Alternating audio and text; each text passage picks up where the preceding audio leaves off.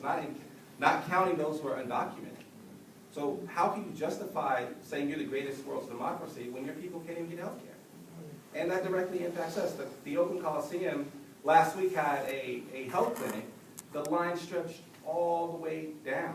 Like, it went for blocks and blocks and blocks. People waited, 20, 30 hours just to have their teeth looked at, just to have a basic exam because of a free health clinic. And that's Oakland. So we're not even talking about Detroit, Chicago, and everywhere else, right? So there's some serious issues that we have to address. And there's a tremendous amount of opportunities around land use and transportation planning. People are thinking about transit-oriented development, conducting health impact assessments, and we can talk more about some of those things, including a health element into our general plan. So the city of Richmond, and I know some cities down here are doing that.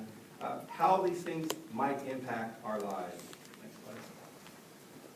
And of course, as you all know, improving our neighborhoods, whether it be access to better transportation, access to healthy foods, addressing crime and safety, which I'll get to in a second.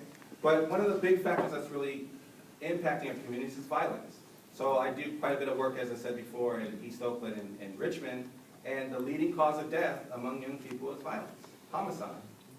Right? So they're not even getting a chance. So you start talking to them at 12, 13 years of age and say, what is it that you want to do when you grow up? They don't even think that far. They're just thinking, how can I survive to see next week? Because their cousin, their uncle, or their best friend has already been murdered. There was a classroom at Catlin High School. We asked students, how many of you have been experienced some kind of violence and someone close to you died? Everyone raised their hand. And we said, no, someone who's been really close to you has died. Everyone raised their hand. And you just realize how it's permeated our whole culture and our whole society. All right, next slide. And then, not to go on and on about this, but you've been following what's happening with the war veterans who are coming home, right, suffering from post-traumatic stress disorder that a lot of people don't want to talk about. But the fact of the matter is I have a lot of colleagues in public health that are saying young African Americans are suffering from this. They see a lot of violence day in and day out.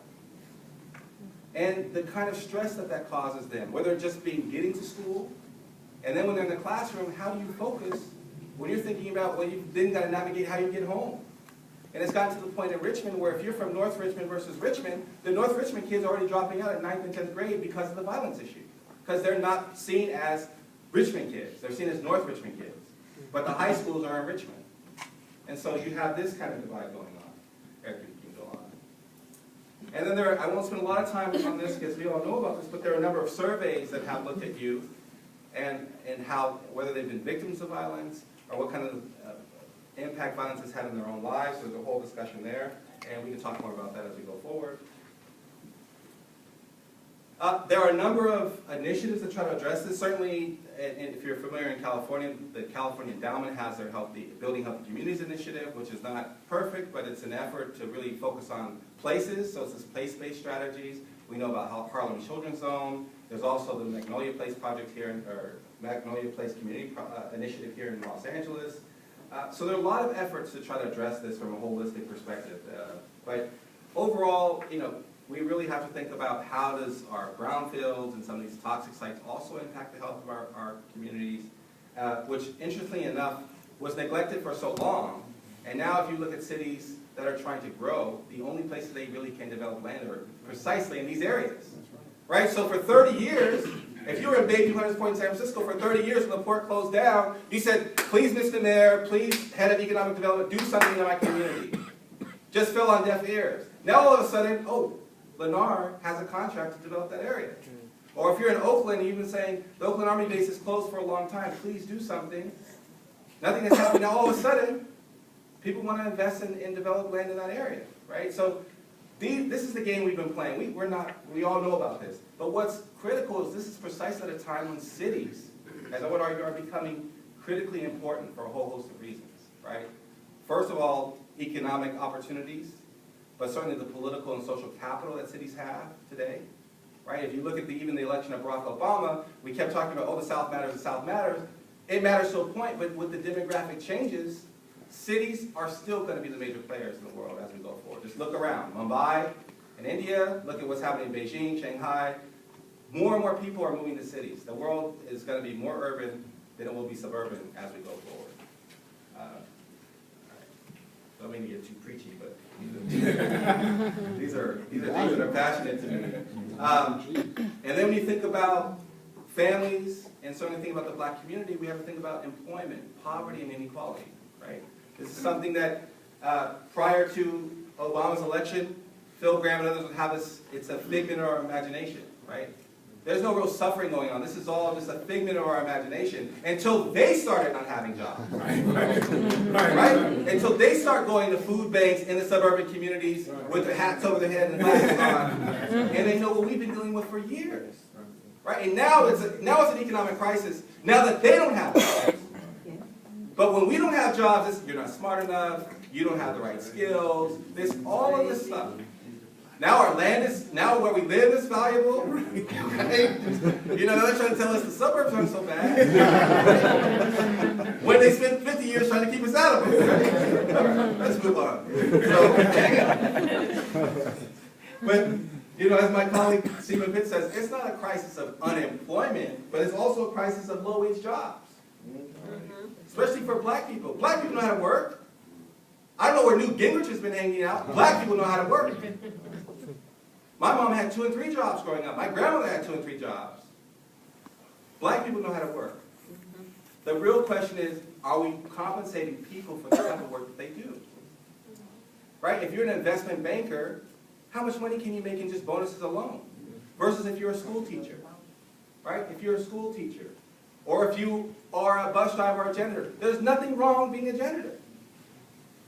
Those are jobs that make the world go round, but the question is, do we pay people the right wage where they can live in these communities? So these are things that we're really struggling with. You saw the data on median wealth and so forth, that's all related. But certainly, you know, when you think about what are some of the issues, obviously the need for real affordable housing, right? Not this 70% of AMI.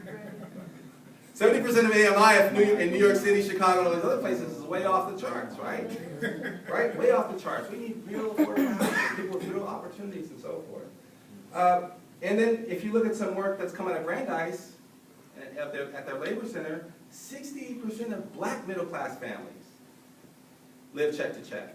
That's middle-class families live check to check. Right? That's the reality we live in. If you're thinking about a car, and certainly with gas prices being what they are, and your home mortgage, and if your child's in school, and certainly if they're in college, you know what I'm talking about. It's expensive.